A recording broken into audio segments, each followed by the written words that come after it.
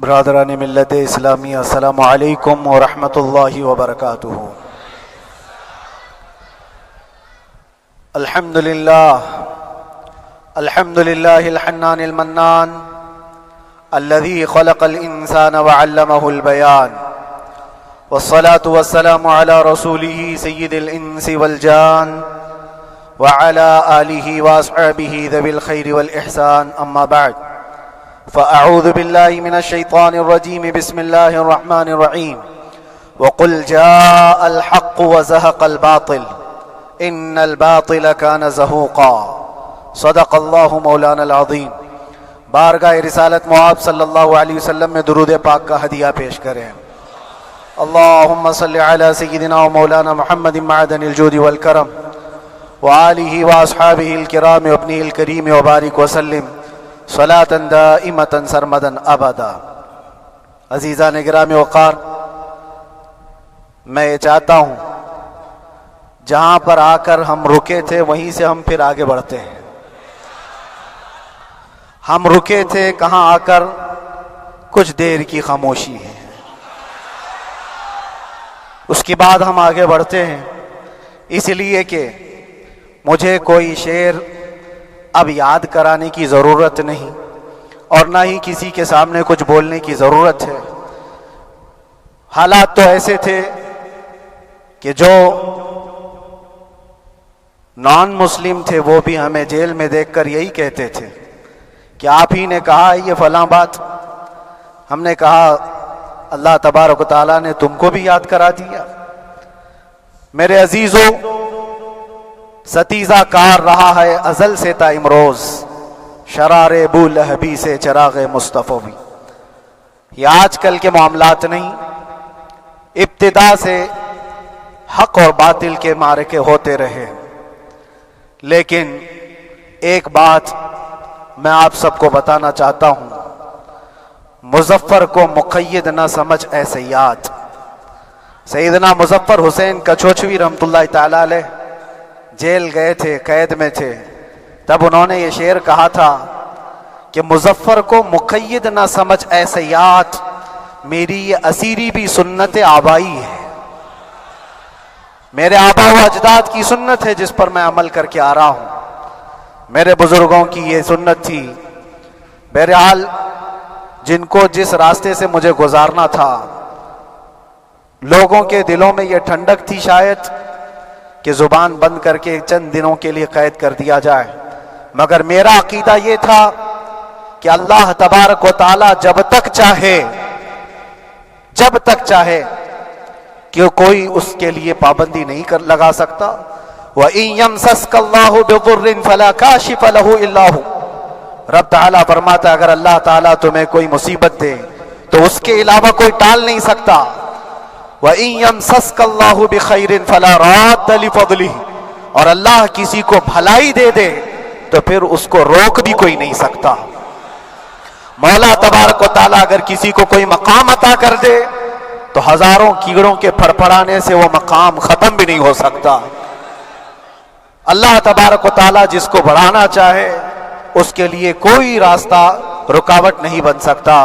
اس لیے کہ ہم نے تاریخ میں دیکھا ہے پیبند لگے کپڑے پہننے والے، پیروں میں چپل نہیں تھے، جن کے ناخن تک اکھڑ جاتے تھے، لیکن وہ جب چلتے تھے قیصر اور کسریٰ بھی کانپتے تھے، جن کا ہی یہ نعرہ تھا ٹل نہ سکتے تھے جنگ میں اگر اڑ جاتے تھے، پاؤں شیروں کے بھی میدان سے اکھڑ جاتے تھے، حق سے سرکش ہوا کوئی تو بگڑ جاتے تھے، ارے تیغ کیا چیز ہے ہم توپ سے بھی لڑ جاتے تھے۔ یہ وہ صحابہ کرام اور اسلاف کرام، ان کا یہ معمول تھا۔ بظاہر ان کے پاس کوئی اسباب نہیں تھے لیکن اللہ کی مدد تھی، وہ پانی کی طرح بہتے ہوئے چلے گئے، نہ چٹانوں نے ان کا راستہ روکا، نہ دریاؤں نے ان کا راستہ روکا، وہ جس طرف سے جاتے تھے اللہ تعالیٰ ان کے لیے راستے بناتا تھا۔ عزیزان گرامی وقار، کون ہے وہ جو دریائے دجلہ میں اپنے گھوڑے دوڑائے تھے؟ کون ہے وہ جو دریا میں اپنی کشتیاں ڈال کر جلا دیا تھا کہ واپس جانے کا کوئی تصور نہ ہو؟ یہ سب میرے مصطفیٰ کریم کے دیوانوں کی ہی بات تھی۔ اسی لیے آج بھی دنیا گھبراتی ہے تو شانے لوگوں سے نہیں، دیوانوں سے ہی گھبراتی ہے۔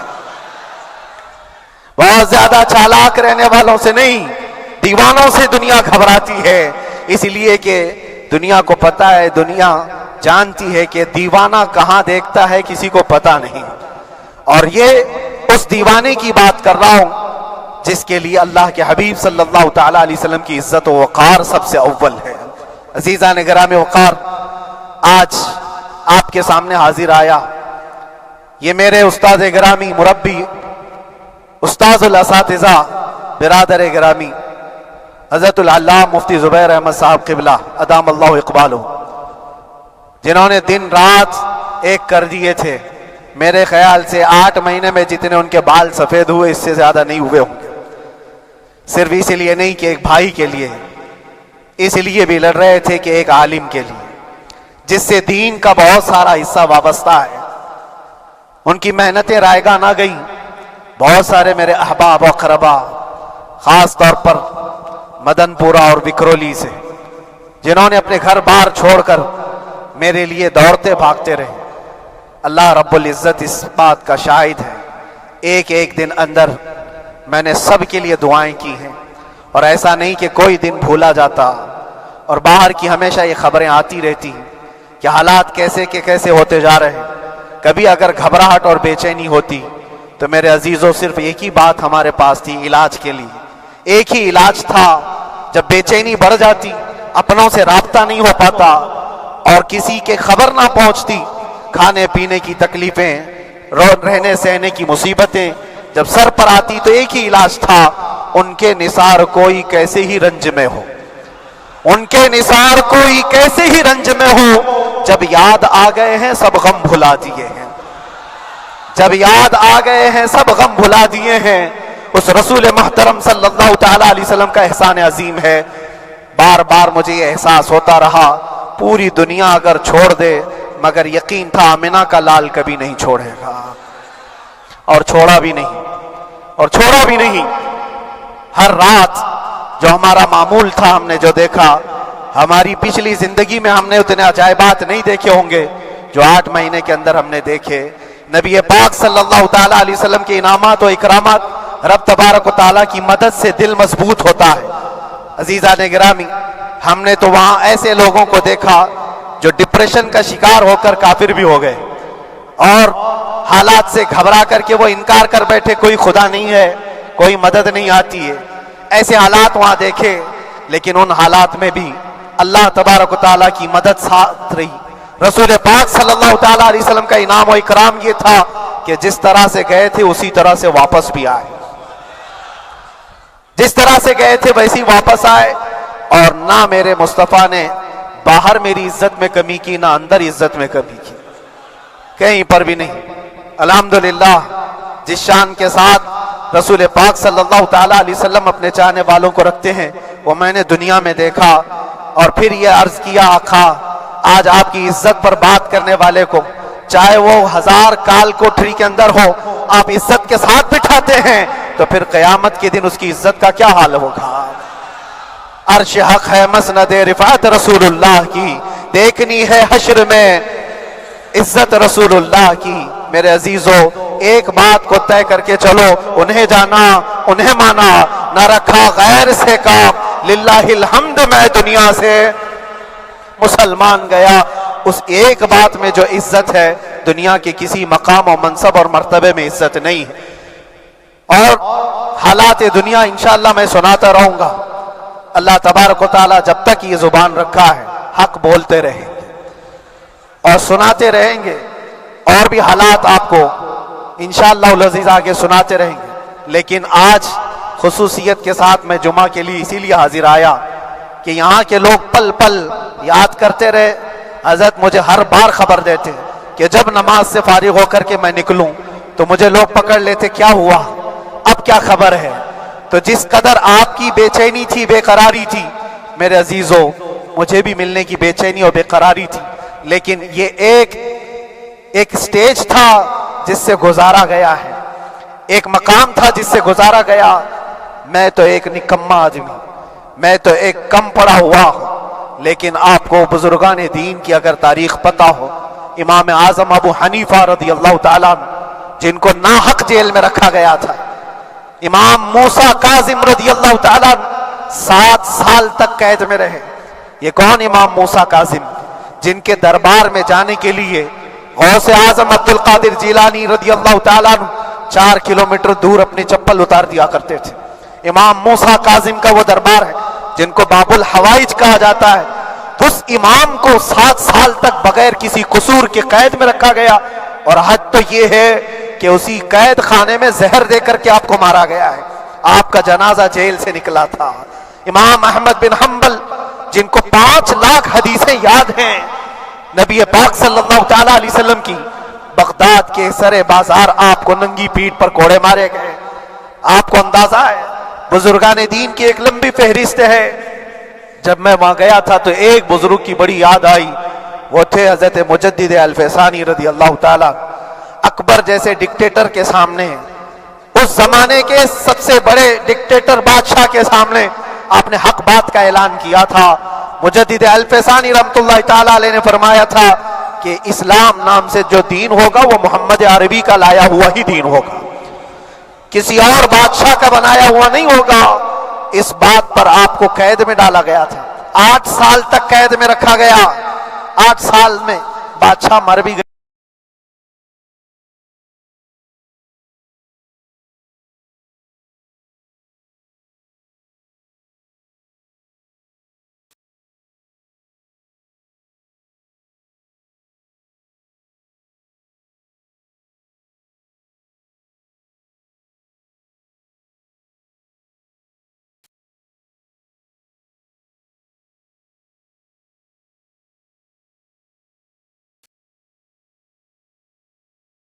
رب تبارک و تعالیٰ کا یہ احسان عظیم تھا۔ ان 8 مہینوں میں بحمدہ تعالیٰ میں نے اپنی لائف میں کبھی اتنی امامت نہیں کی تھی جتنی وہاں امامت کیا، اس لیے کہ پابندی نہیں ہو پاتی۔ جب جب امام رہا مسجد میں چھٹیاں ہوا کرتی تھی، ادھر ادھر آنا جانا، لیکن وہاں پر کبھی کسی نماز میں چھٹی نہیں ہوئی۔ اور امامت اللہ تبارک و تعالیٰ کو جہاں لینا ہے وہاں لیتا رہے۔ اور مجھے اس بات کا تھوڑا قلق تھا، 24 سال سے میں تراویح سنا رہا تھا۔ 24 تراویح ہو چکی تھی، رمضان المبارک کا 24 گزر چکے تھے، 25واں سال تھا۔ ظالموں نے مجھے رمضان سے پہلے اندر کر دیا۔ بار بار یہ خواہش ہوتی تھی کہ میری تراویح چھوٹنے نہ پائے۔ 25ویں تراویح ہے، 25ویں محراب ہے، لیکن رب تبارک و تعالیٰ کا احسان، اندر موجود سارے مسلمانوں نے یہ مطالبہ کیا کہ ہم یہاں جماعت سے تراویح قائم کریں گے۔ اور اب تک لوگ الم تری کیف والی تراویح کبھی کبھار پڑھ لیا کرتے ہیں۔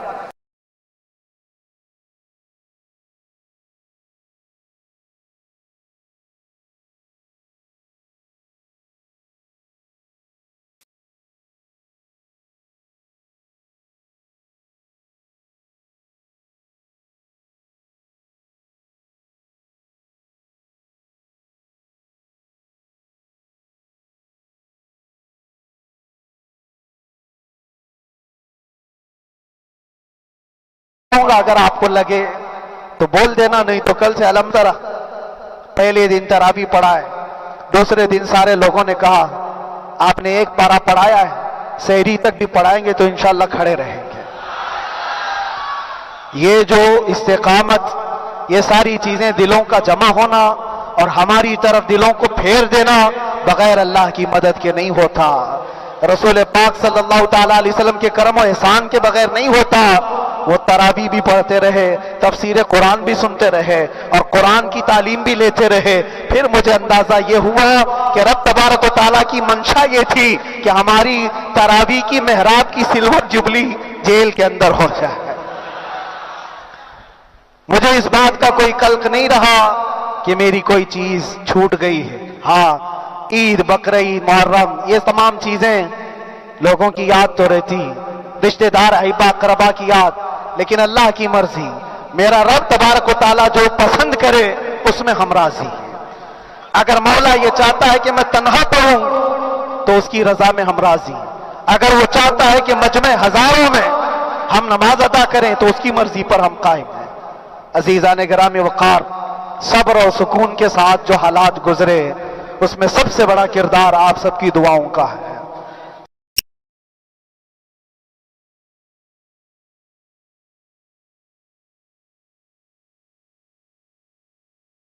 کرتے رہے. یہ سارا ذخیرہ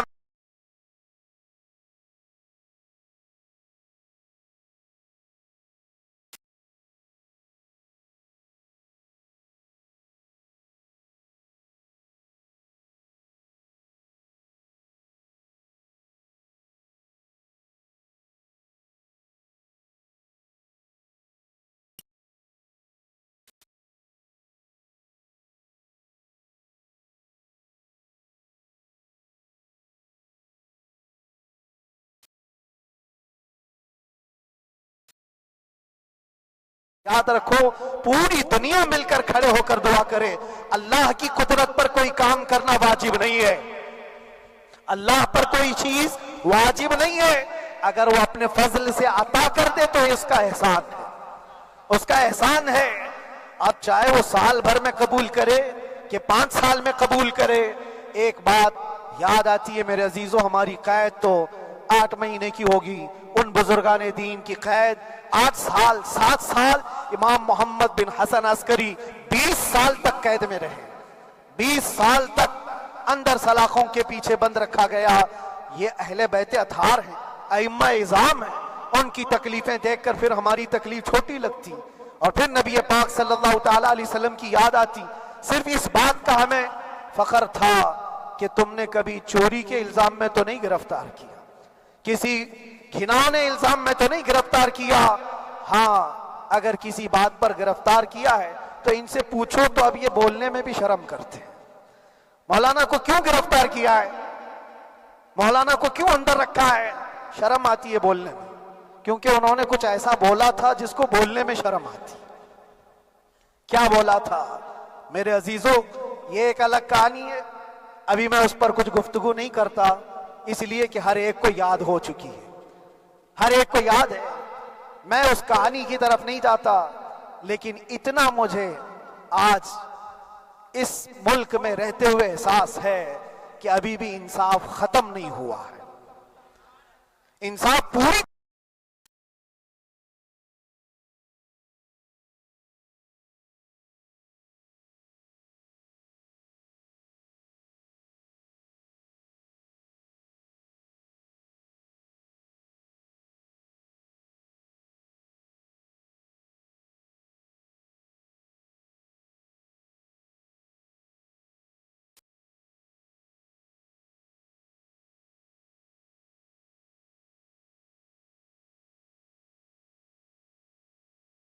ملک عزیز ہندوستان کسی خاص آدمی کے ٹھیکیداری میں نہیں ہے، سبھی کا خون شامل ہے یہاں کی مٹی. کسی کے باپ کا ہندوستان تھوڑی ہے، ہمارا بھی ہے، آپ کا بھی ہے، سب کا بھی ہے. اور میرے عزیزو پتہ نہیں، یہ بھی شاید راحت اندوری صاحب کا شعر ہے، اور اس سے پہلے بھی کچھ بولا تھا وہ بھی ان کا ہی تھا، تو ڈینجر ہی ہوا کرتا ہے. اللہ تبارک و تعالیٰ آپ سب پر فضل فرمائے، کرم فرمائے. جو چیز خاص طور پر بولنی ہے وہ یہ ہے، ان حالات سے آج جو گھبرائے ہوئے ہیں یہ وہ لوگ ہیں جو عیش پرست ہیں. میں کسی کو خاص ٹارگٹ کر کے نہیں کہنا چاہتا، لیکن بہت سارے وہ لوگ جو اثر و رسوخ رکھتے ہیں لیکن وہ آگے آنا نہیں چاہتے. دین اسلام پر حملے ہوں، حضور پاک کی عزت پر حملہ ہو، کسی کو بولنا نہیں، کیونکہ پتہ ہے دیکھو اس مولانا کو کس طرح کیے، اسی طرح دوسروں کو بھی کر دیا جائے. جو کمفرٹ زون میں بیٹھنے کے عادی ہو گئے وہ اپنا ایریا چھوڑ کر ہٹنا نہیں چاہتے. اگر میں کچھ کہوں گا حضور پاک صلی اللہ تعالیٰ علیہ وسلم کی ناموس کے لیے تو میرا عیش خطرے میں آ جائے گا. اکثر کی یہی سوچ ہے، میرا تو اپنا دھندا ہے، میرا بزنس ہے، میرے بیوی بچے ہیں. ہو سکتا ہے یہ مولانا کو کسی چیز کی فکر نہیں ہوگی.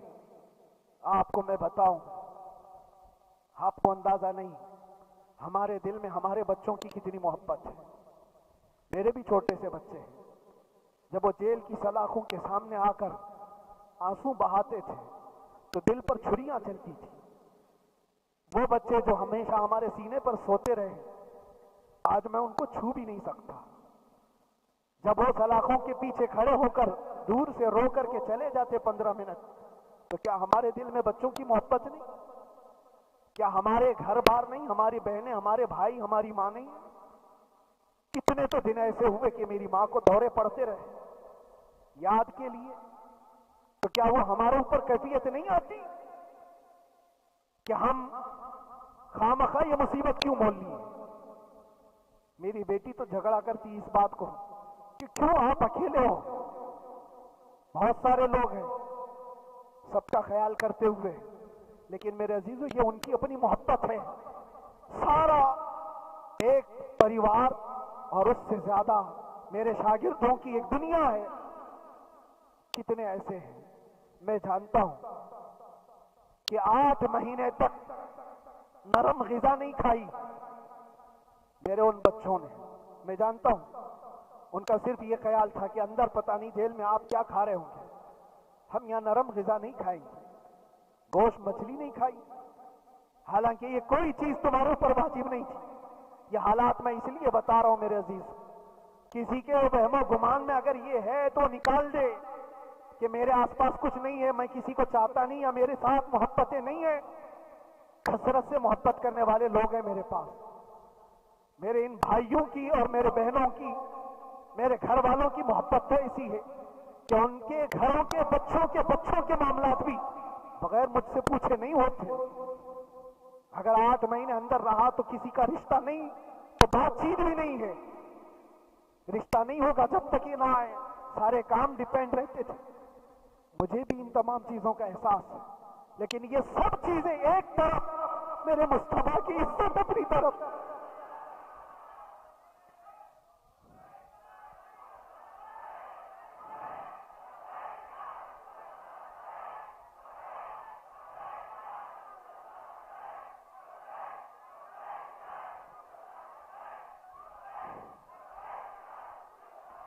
میرے عزیزوں، ہر ایک کے آنسو کے قطرے میں نے دیکھے، بھائیوں کے، بہنوں کے، میرے پاس ملنے کے لیے میرے جو شاگرد آتے ان کے، یہ اکثر جب جیل کی دیوار پر آ کر کھڑے ہوتے ان کی آنکھیں لال، یہ آنسو بہاتے 15 منٹ ملاقات کر کے چلے جاتے۔ آپ کو کیا اندازہ ہے اندر کے حالات ایک دن 1 سال کے برابر لگنے لگتا ہے، گھٹتے رہتے، لیکن ایک بات کا احساس بار بار ہوتا کہ یہ ساری محبتیں ایک طرف ہے، لیکن ہم جس کے لیے کھڑے ہوئے ہیں اس کی محبت میں کوئی سمجھوتا نہیں، اس کی محبت میں کوئی سمجھوتا نہیں۔ ایمان اسی کا نام ہے، لا یؤمن احدکم حتی اکون احب الیہ من والدہ وولدہ والناس اجمعین، تم میں سے اس وقت تک کوئی پورا مومن نہیں ہو سکتا جب تک کہ اپنی اولاد، اپنے مال دولت، اپنے ماں باپ، سب سے زیادہ اپنے رسول سے محبت نہ کرے۔ دعا یہی کرتے رہو جب حضور پاک کا معاملہ آئے تو ساری دنیا ایک طرف ہو جائے۔ میں نے ایک واقعہ پڑھا تھا اندر ہی، حضرت خالد بن ولید رضی اللہ تعالیٰ ایک قلعے پر اچانک حملہ آور ہوئے تھے، وہ قلعے میں موجود جو دشمنان اسلام تھے ان کی پارٹی چل رہی تھی، بڑے بڑے قالین صوفے بچھے ہوئے، تشتوں میں قیمتی کھانے رکھے ہوئے تھے۔ خالد بن ولید کے ساتھ جو لشکر ہے یہ تو وہ غریب صحابہ تھے جو پیون لگے کپڑے پہنتے، ایک کھجور پر پورا دن گزارتے۔ جب یہ اس قلعے پر حملہ آور ہوئے تو دشمنان اسلام جو تھے وہ مقابلہ کرنے کی ہمت نہ جتا سکے، بھاگ گئے، سب سارا مال سب چھوڑ کر بھاگ گئے، بغیر کسی جنگ کے، بغیر کسی قتل قتال کے پورا قلعہ فتح کیا خالد بن ولید۔ اب سنو، جو صحابہ تھے وہ مال غنیمت جمع کر رہے تھے، کیونکہ یہ عرب کے لوگ ایسے مہنگے قالین نہیں دیکھے تھے، ایسے مہنگے صوفے، اتنی قیمتی غذائیں انہوں نے دیکھی نہیں تھی، سب جمع کرنے لگے، سب جمع کرنے لگے۔ خالد بن ولید نے کہا خبردار ہاتھ مت لگانا، سب ہٹ جاؤ، سب ہٹ گئے۔ چند صحابہ کو بلایا، یہ سب جمع کرو، اس کو آگ لگا دو۔ پورا مال غنیمت جو تھا آگ لگا دیا۔ تو جو صحابہ تھے وہ کہنے لگے کیا یہ اچھا ہوتا یہ سب میں آپ تقسیم کر دیتے، یہ بہت قیمتی چیزیں ہیں، عرب میں ہم لے جاتے تو یہ بہت مہنگی چیزیں ہیں۔ خالد بن ولید نے کیا کہا جانتے ہو؟ کہا اگر تم کو بھی ان تمام چیزوں کی عادت لگ جائے تو تم بھی ویسے ہی بھاگو گے جیسے یہ بھاگے. یہ آج جو ہمارا مقابلہ کرنے کی طاقت نہ لا سکے اور بھاگ گئے، اس کی وجہ یہ ہے کہ وہ عیش پرست ہے. عیاشی ان کے اندر تھی جس کی وجہ سے وہ کھڑے نہ ہو سکے، اور جب یہ عیاشی آئے گی تم کھڑے نہیں ہو سکو گے، کھڑے نہیں ہو سکو گے. آج میں یہی بات دہرانا چاہتا ہوں، جو بہت بڑے چہرے لے کر بیٹھے ہوئے ہوں، وہ سیاسی اثر و رسوخ رکھنے والے بھی کمفرٹ زون میں رہنا چاہتے ہیں. میں چند لوگوں کو چھوڑ کر کے رہا ہوں. اکثر کا حال یہ سوچتے ہیں کہ ہمارے اس دائرے سے نکلیں گے تو ہمارا عیش خطرے میں آ جائے گا، گھر بار خطرے میں آ جائے گا. یہ دنیا کی محبت انسان کو بزدل بناتی ہے، بزدل بناتی ہے. اس لیے میرے عزیزوں، آپ جب کبھی یہ بات آئے، ایک طرف میرا پورا خاندان، ایک طرف میرے عیش کی زندگی اور ایک طرف رسول پاک کی عزت کا معاملہ، تو آپ مجھے بتاؤ آپ کس بات کا فیصلہ لیں گے؟ اسی بات کا فیصلہ لینا ہوگا نبی پاک صلی اللہ تعالی علیہ وسلم کی عزت کی خاطر. تمہیں اس بات کا فیصلہ لینا ہوگا. اپنا سب کچھ گنبد خضرا کل بھی تھا میرے نبی سے میرا رشتہ کل بھی تھا اور بتلا دو گستاخ نبی کو غیرت سنی زندہ ہے، ان پہ مر مٹنے کا جذبہ کل بھی تھا. بس یہ جذبہ باقی رہے. ہم کسی کو لڑنے کے لیے، مرنے کے لیے، مارنے کے لیے میدانوں میں اتارنے کی بات نہیں کرتے. میں اکثر اپنی تقریروں میں کہا کرتا ہوں، یا آپ سے پہلے بھی کیا، اگرچہ میری تقریروں کو ڈائیورٹ کیا جاتا ہے، آج بھی بہت لوگ ہوں گے، بلکہ آج مدن پورہ کا یہ پہلا جمعہ ہے. مجھے اندازہ ہے پورا ہندوستان نہیں، باہر بھی سب کی نظریں اس پار ہیں کہ آنے کے بعد یہ کیا بولتا ہے، آنے کے بعد یہ کیا بولتا ہے. سب اسی انتظار میں ہیں. میں سب کو ایک ہی میسج دوں گا، آنے کے بعد وہی بولے گا جو پہلے بولتا تھا.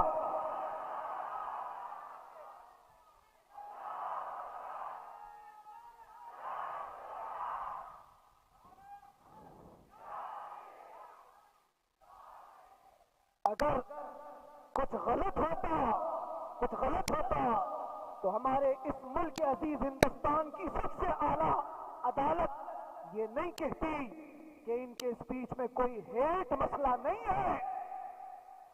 تو ہمیں اندازہ ہے میرے عزیزوں، ہاں جہاں غلطی ہوگی ہم بھرے اعلان کے ساتھ کہیں گے کہ ہم سے یہ غلطی ہو گئی، ہم سے یہ خطا ہو گئی، زبان پھسل گئی. لیکن جو چیز نہیں ہے تو اگر تم زبردستی اس کو کہو گے تو یہ ہم نہیں مانتے. ہاں بس اتنی دعا میرے حق میں کریں کہ جتنی بھی زندگی باقی ہے اللہ تبارک و تعالی حضور پاک کی محبت اور ان کی عظمت کی حفاظت کے لیے جیتے مرنے کی توفیق عطا فرمائے.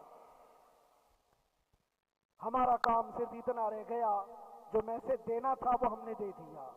اب جو حالات آ رہے ہیں میرے عزیزوں، آپ سب کے لیے بھی میں یہ گزارش کروں گا، دین کی طرف آ جاؤ، سچائی کی طرف آ جاؤ، ورنہ گاجر مولی کی طرح کٹ جاؤ گے، ختم ہو جاؤ.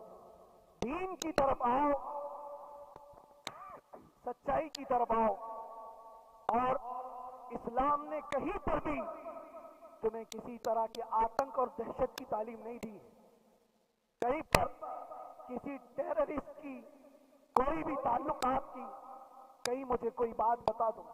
اگر کوئی مسلمان اس طرح کی حرکتیں کر جاتا ہے جس کو یہ لوگ بدنام کرتے ہیں تو ہم سمجھتے ہیں اس کا اسلام سے تعلق نہیں ہوگا. اسلام سے تعلق ہوتا تو اس کے اندر صدیق اکبر اور فاروق اعظم کی ادائیں ہوتی. آج آپ کو وہ معاشرہ زندہ کرنے کی ضرورت ہے. میں نوجوانوں سے کہوں گا، بہت دن گزار لیے ٹک ٹاک پر مجرے اور تمہارے اس انٹرنیٹ کی دنیا پر جس طرح تم نے آوارگی کر لی ہے، اب وقت کم بچا ہے. آ جاؤ میرے نبی پاک کی گنبد کی چھاؤں. عزت وہیں پر ہے، انہی کے قدموں میں عزت ہے، اور یہاں پر بھی ہے اور آخرت میں بھی ہے. آخرت میں بھی ہے. بس اس عزت کے لیے آپ سب سے میں گزارش یہ کروں گا، سچائی کی طرف واپس آ جاؤ، سچائی کی طرف واپس آ جاؤ. جو تمہاری نمازیں باقی ہیں اس کو پوری کر لو، اس سے پہلے کہ دنیا تم پر نماز پڑھ جائے، اس سے پہلے کہ تمہارے جنازے کی نماز پڑھی جائے اپنی نمازیں کمپلیٹ کر لو۔ اور علماء ذوی الاحترام کا ادب و احترام اپنے اندر رکھو۔ صرف اس بات کے لیے آپ کو میں احساس دلانا چاہتا ہوں کہ مجھے جس راستے سے گزارا گیا، جتنے دن قید و بند کی صحبتیں گزاری گئی، یہ صرف یہ میسج دینا تھا کہ پھر اس مولانا کا یہ ہو سکتا ہے تو چھوٹے چھوٹوں کی کیا کر دیں گے۔ ایسا اگرچہ آ جائے موقع تب بھی گھبرانے کی ضرورت نہیں۔ آپ کو پتہ ہے اس ملک عزیز ہندوستان کی آزادی میں 30,000 علماء کو پھانسیوں پر لٹکایا گیا۔ انگریزوں نے 30,000 علماء کو کشمیر سے لے کر دلی تک ہر درخت پر ایک عالم کی لاش لٹکتی تھی۔ انہوں نے قربانیاں دی ہیں، قربانیاں بزرگان دین کے علماء ذوی الاحترام کی ہوئی ہیں۔ یہ اور بات ہے کہ اس جنریشن نے آج ہم کو دیکھا تو ان کو بہت بڑا لگتا ہے، یہ کوئی بہت بڑی بات نہیں تھی، بہت بڑی بات نہیں تھی۔ اس پروسیس سے بہت سارے علماء کو گزارا گیا ہے۔ سرکار مجاہد ملت رحمت اللہ تعالی علیہ ایمرجنسی کے زمانے میں 18 مہینے تک قید میں گزارے، 18 مہینے تک ایمرجنسی، وہ بھی ڈکٹیٹر کا زمانہ تھا۔ اس زمانے میں بھی آپ اندر رہے، لیکن باہر آنے کے بعد نہ آپ کے مشن میں کوئی کمی آئی، نہ آپ کی زبان میں کوئی لکنت آئی۔ اللہ والے جو ہیں وہ اللہ کی رضا کی طرف اور رسول پاک کی رضا کی طرف ہوتے ہیں۔ ہم سب بھی اس مشن کو آج یہاں سے زندہ کرتے ہیں، جہاں سے ہم چھوڑے تھے وہیں سے آگے بڑھتے، جہاں سے ہم چھوڑے تھے وہیں سے ہم آگے بڑھتے ہیں۔ کسی کو اگر کچھ برا لگتا ہے تو وہ اس کے سمجھ کا قصور ہے، اس کے فہم کا قصور ہے۔ ہم نے کسی کو ٹارگٹ کر کے کبھی کہا نہیں، بلکہ یہ تو کامن بات ہے، ایک تو کامن کہی جانے والی بات ہے۔ فخر سے اگر کوئی آدمی اپنے گھر میں کہے کیا بات ہے مولانا آج صبح سے تمہارے گھر میں کچھ ہلچل نہیں ہے، کچھ ہلچل نہیں ہے، ہو سکتا ہے تمہارے گھر میں کوئی نہ ہو، تم اکیلے بیٹھے ہو، بیوی کہیں گئی ہے، ماں کہیں گئی ہے، گھر میں کوئی بنانے والا نہیں ہو، گھر میں خاموشی ہے، تو تم اگر اس کو جواب دے دو کہ کچھ دیر کی خاموشی ہے، شام میں آ جائے گی، کچھ دیر کی خاموشی ہے، شام میں آ جائے گی، تو کیا گناہ کیا، کیا گناہ کیا؟ اس کے حالات پر وہ بول رہا ہے، اس کے گھر میں خاموشی ہے اسی لیے بول رہا ہے۔ ہم نے بھی اسی لیے کہا کچھ دیر کی خاموشی، اس لیے کہ ہم جانتے ہیں اسلام وہ نہیں ہے جو یہاں دکھ رہا ہے آج۔ اسلام تو وہ تھا جو صدیق اکبر کے زمانے کا تھا، اسلام تو وہ تھا جو فاروق اعظم کا تھا، اسلام تو وہ تھا جو عثمان غنی اور حیدر کرار کا تھا۔ تو وہ جو ہلچل تھی وہ خاموش ہے، صلاح الدین ایوبی کا دور تھا، وہ اسلام کی ہلچل تھی۔ تو میرا گھر آج خاموش ہے، اس لیے تو میں پکار کر کے رہا کچھ دیر کی خاموشی ہے، اور ہمیں اپنے رب سے یقین ہے یہ خاموشی ایک شام ٹوٹے گی، کوئی صلاح الدین آئے گا۔ اور اللہ تبارک و تعالی ہم سب کے اس عزم اور حوصلے کو زندہ رکھے، اور آپ سب کی محبتوں کو سدا سلامت رکھے، اور میرے آقا صلی اللہ تعالی علیہ وسلم کے قدموں پر مر مٹنے کی ہمیں توفیق عطا فرمائے۔ وآخر دعوانا الحمدللہ۔